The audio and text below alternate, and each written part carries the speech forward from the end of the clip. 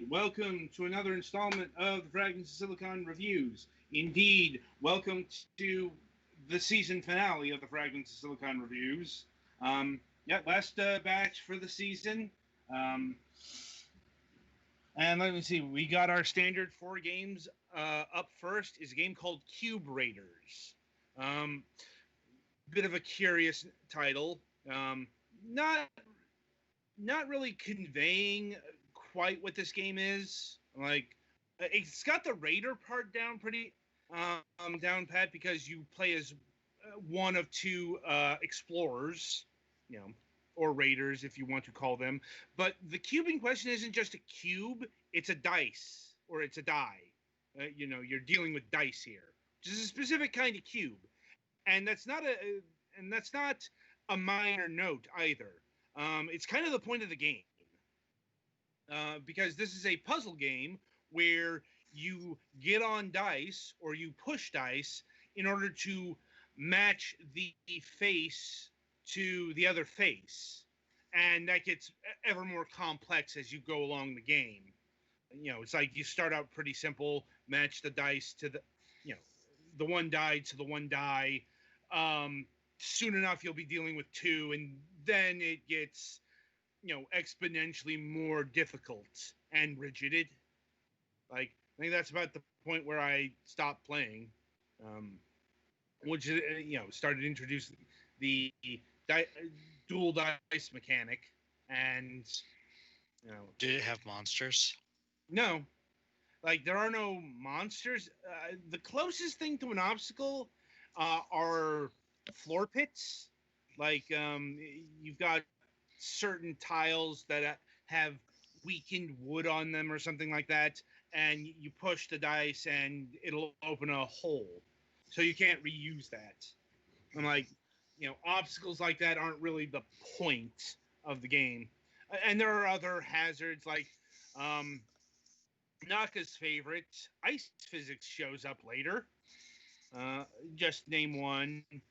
Ice physics isn't so bad when it's for like block pushing puzzles and shit. It's when it's for like precision platforming that it's asshole. uh, you still have to factor that into the equation of the puzzle. Um, there's a lava level. Like I said, stage hazards are your big obstacle in those terms. But really, the main objective is to figure out the dice rolls. And that's about it.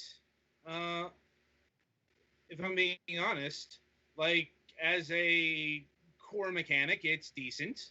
Um, wasn't overly amazed by it, and like I said, and I'm trying to reminds me of a game called Devil Dice. Like, uh, anyone else remember that? The name rings a bell. That's about all I got. Yeah. Like, honestly, I think my biggest problem with the game, in spite of the explorer theme, is it doesn't really take advantage of that.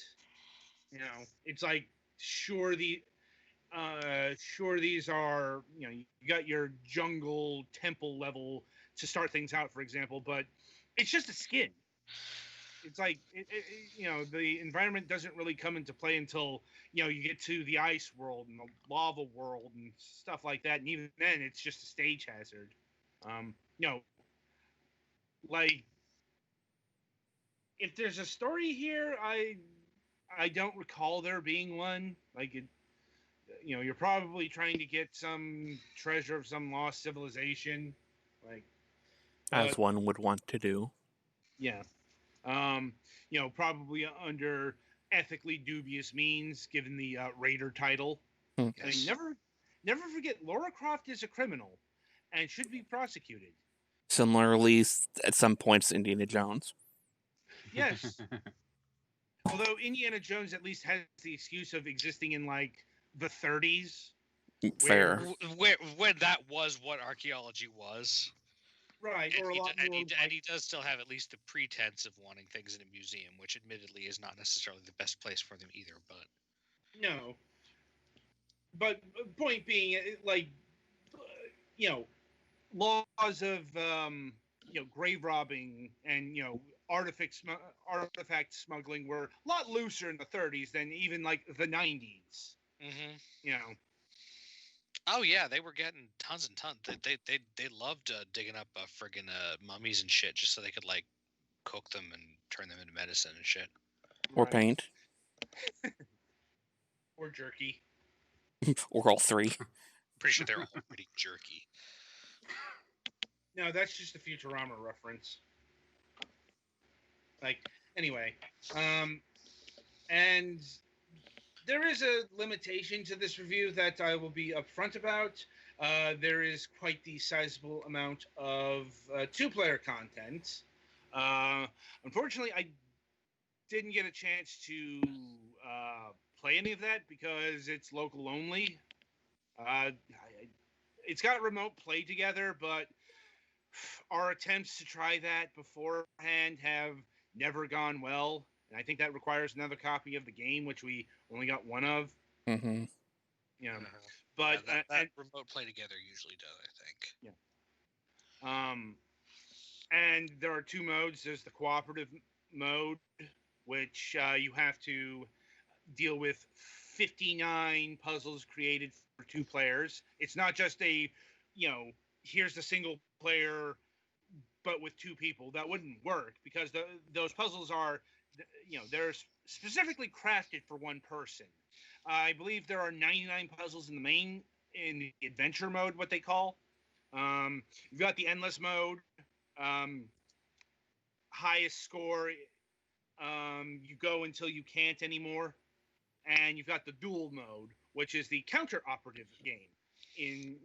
You are fighting, who is the best cube raider.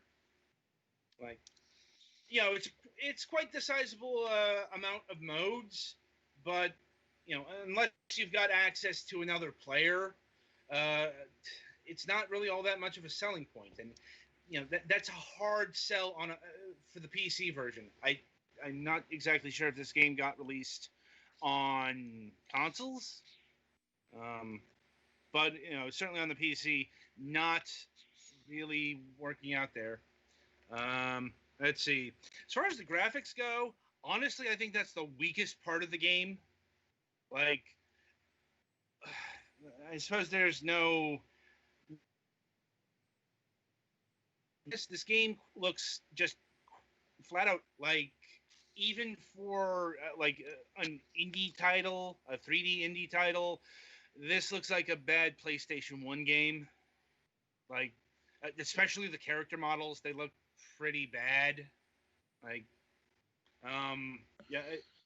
And I understand there are limits to what a small team can do, but I just didn't find this game very aesthetically pleasing. Like, music was okay. It existed. Yeah, that's about all I got there. Like, honestly, this is one of those games where, outside of the central Cube Raiders is on the PlayStation 4, Xbox One, and Nintendo Switch. Like, anyway.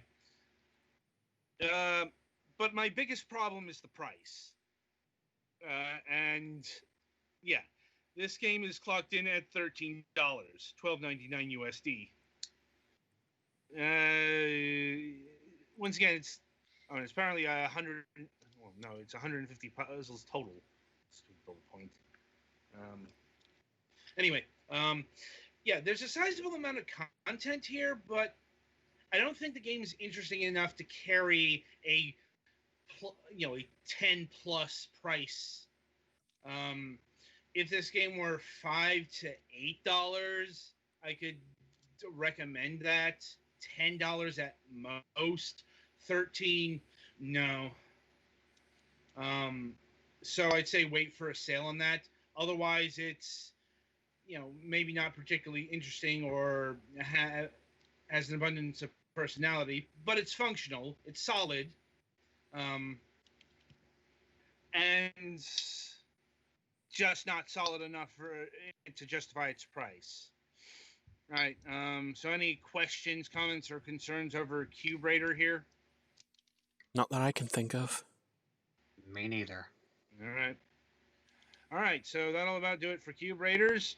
Be sure to tune in after the break as Twilight Winter will be reviewing Chicken Police, Paint It Red.